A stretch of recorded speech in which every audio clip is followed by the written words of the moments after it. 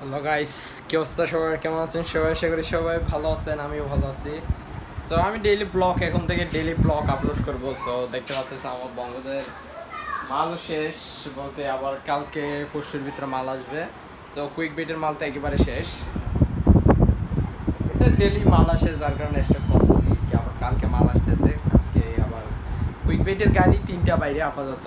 Quick বিটের গাড়ি এখন সামনে থেকে বাইরে আপনার 5টা গাড়ি বাইরে হবে। সো 5টা গাড়ির আমরা 30,000 টাকা পার ডে মনে করেন। একটা গাড়ির সেলস 30,000 টাকা আমরা ধরছি, কারণ কাঁচা মাল, দ্যাটস ওয়াই। তো 5টা গাড়িতে হবে আপনার ডেইলি 1.5 লক্ষ টাকা সেলস হবে।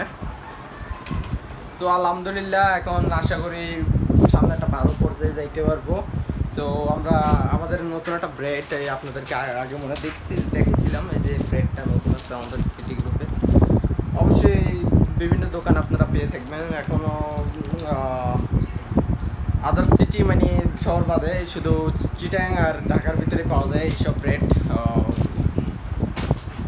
তো গাইস, দেখতে থাকুন, সাথেই থাকুন আমাদের। তো আমি ভালো কিছু করে দেখাবো আপনাদেরকে। জীবনে অনেকে স্ট্রাগল করতেছে আর করবো সামনে। অবশ্যই ইউটিউব থেকে যা দেখাবো আর কি, আর রিয়েল লাইফে যখন দেখবেন আমাকে সামনাসামনি, তখন তো বুঝবেন যে ভাই আসলে আমি কীরকম মানুষ। সো আরেকটা জিনিস কি, কাঁচামালের ড্যামেজ কিন্তু কোম্পানি নেয় না, শুধু শুকনো মালের ড্যামেজও কোম্পানি নেয় না। সিটি গ্রুপের কোনো দিন মানে কুইক বাইট আর অল টাইম মানে রুটি কাঁচামালের ব্যবসাগুলো করলে কোনো দিন কোম্পানি ড্যামেজ নেবে না, ড্যামেজ সম্পূর্ণ আমাদের উপরে। সো আমি বলছিলাম, সো গাইজ গতকালকে আমাদের সেলস হয়েছিল তিনটা গাড়িতে। আল্লাহর রহমতে একটা গাড়িতে আমার 19,000 টাকা সেলস হয়েছে, আরেকটা গাড়িতে 12,000 টাকা, ধরেন গড়ে 40,000 টাকা সেলস হয়েছে তিনটা গাড়িতে। তো আল্লাহর রহমতে ভালো একটা সেলস পাইছি। আর বঙ্গদের গাড়িতে 12,000 টাকা সেলস হয়েছে, মোটামুটি ধরেন 50,000 টাকা সেলস হয়েছে। সো আলহামদুলিল্লাহ, আশা করি সামনে আরও ডেভেলপ হবে আমাদের সেলসগুলো। আমার যত সেলস হবে অত প্রফিট।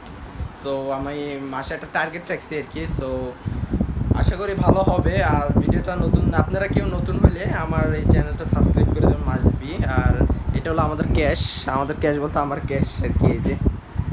তো এইটা হচ্ছে আমার গাড়ি পার্কিংয়ের জায়গা।